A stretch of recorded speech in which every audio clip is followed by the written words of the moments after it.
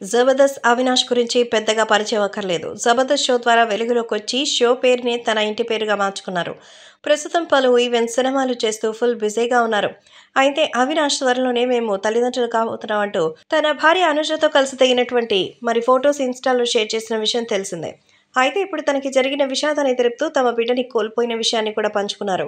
తన భార్య అనుజకు అబార్షన్ అయిందని, తన బిడ్డను కోల్పోయినట్టుగా ఇన్‌స్టా వేదికగా పోస్ట్ చేస్తూ ఎమోషనల్ అయ్యారు. నా లైఫ్‌లో సంతోషమైన, బాధైనా, నా ఫ్యామిలీ అయినా మీతోనే పంచుకుంటాను. ఇప్పటివరకు నా ప్రతి ఆనందాన్ని మీతోనే పంచుకున్నాను. కానీ మొదటిసారి నా జీవితంలో జరిగిన ఒక విషాదాన్ని మీతో పంచుకుందాం అనుకుంటున్నాను. మేము అమ్మానాన్న అవ్వాలనే ఆ రోజు కోసం ఎదురు చూసాం. కానీ కొన్ని కారణాల వల్ల మేము మా బిడ్డని కోల్పోయాం. ఈ విషయం మేము ఎప్పటికీ జీర్ణించుకోలేనిదే.